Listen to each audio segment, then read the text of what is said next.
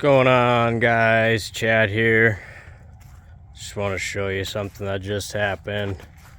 All these windows exploded just now. A tree fell off down on this thing. I thought everything was okay, but this tree, it's a big huge tree, it uprooted and fell on top of this crate here of windows. And this was happened like a week ago. And now these these windows just exploded. So another setback. We do have insurance, I believe, on this. This is what the building looks like from the outside.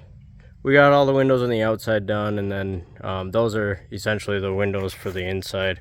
These ones survived, but the other ones, I think there's like 7 or 8 of them that broke in there at least, and I don't know if the other ones broke either. I think it was a humidity thing and a sun where the seal broke a little bit, like on the corner, because these tempered windows, you can literally hit them with a baseball bat and they won't shatter, but if you crack the corners, they'll just explode.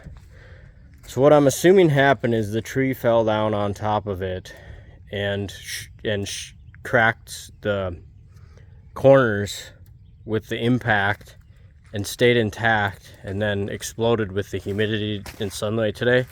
It was like 80 some degrees yesterday and then super humid. I think some condensation got in there and just exploded them. What a mess. That grill tipped over right there too from that storm. It had to be like a power line went down to our neighbors down there. Had to have been like 70-mile-an-hour winds. So well, I don't think I've showed the outside of this in a while. I've got a lot to do. I have a checklist. I'm trying to have this done by Christmas, entire building at least, to be livable.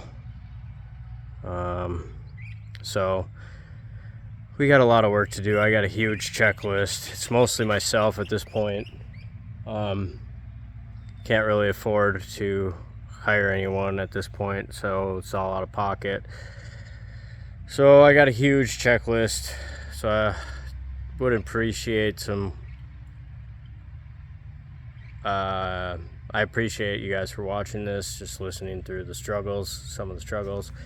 Building an Earthship is definitely taxing on your mind and body. In the end, it's probably a good thing.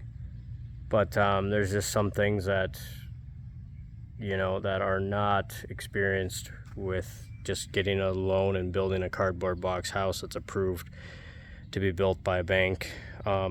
I still believe that these are the ultimate homes. And I go inside, it's humid as crap right now. Outside, it's hot. I go inside and it's like 65 degrees. So I'll give you a full tour here in a second, but yeah, we got a lot of landscaping to do right there. Put the gutters in. We got to build the fascia out, gutters in, finish the siding on all this, siding on the other side. On the back side, I'll take you down onto the back side here. I'm just gonna do a full video of an overview of where we're at, because I haven't been around the back in a long time. These rainfalls do not help. We've had some massive rainfalls, and then that rain that just took out that tree, or that storm. I'm gonna extend this cooling tubes. We put plastic on the backside here because there's no gutter and all the water's coming down this hill. That all has to be sided. That whole backside is treated, but it's gonna be sided,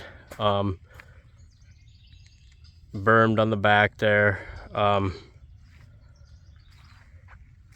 This wall is sorry, I'm getting a phone call, sorry. This wall is starting to slide down, mudslide sort of thing.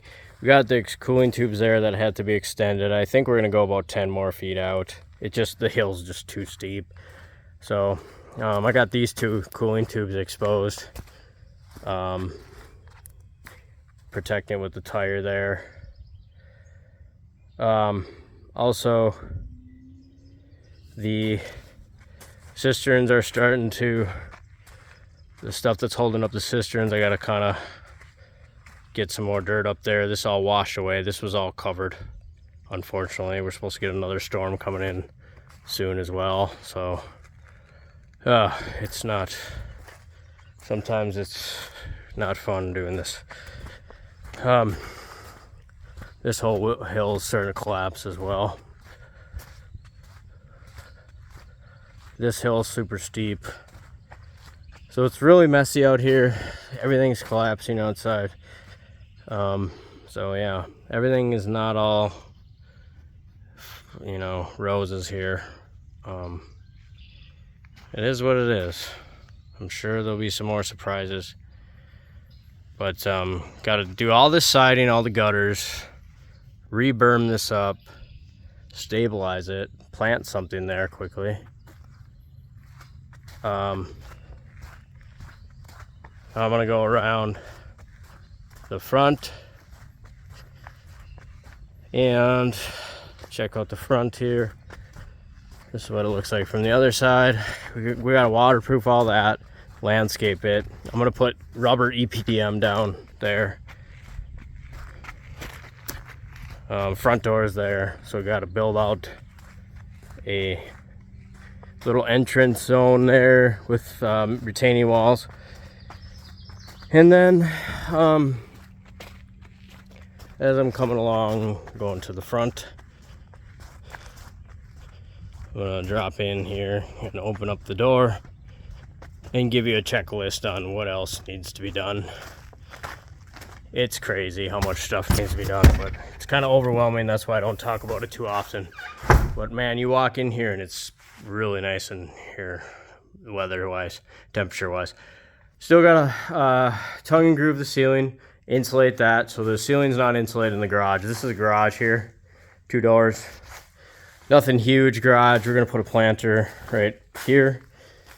And as you walk in, there's gonna be a mud room here. I don't have the lights on right now, but it's kind of dark. Utility room here. So we got to run all the can walls going north-south. We have to run all the wires, all the plumbing that comes through into the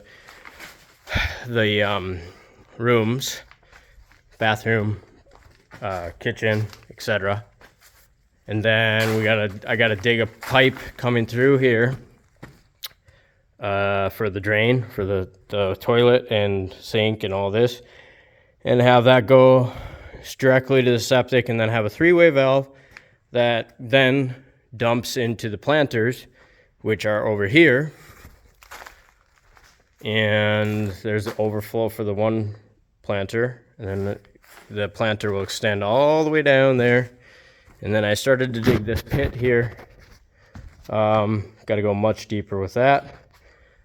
Started to dig a pit over on that side as well. Working my way this way with the sand. Got to pack out all these tires and then pound some tires right where that drain tile is. That's where we're going to have that patio loft thing that overlooks the pond, if that ever happens. And then we have to plaster over all the tires with cement and finish that up, have the cabinets built. Whoa, and that's roughly it. I mean, finish the final finish and all that as well. Put all the glass in there, which is all broken right now, which some of them are broken. And then we got to put a layer of glass in the bedrooms, both sides. So this is wide open here with these. That's pretty much it. I mean, it's a lot for one person, and I have a full-time job, so I just, I'm not complaining here. I guess I am a little bit, but I really don't. I want to stress that I'm not. I chose this. I chose to do this, and it's taken a lot longer than I thought and costed way more than I first assumed. It's actually, the price has doubled in the last 2 years, and inflation.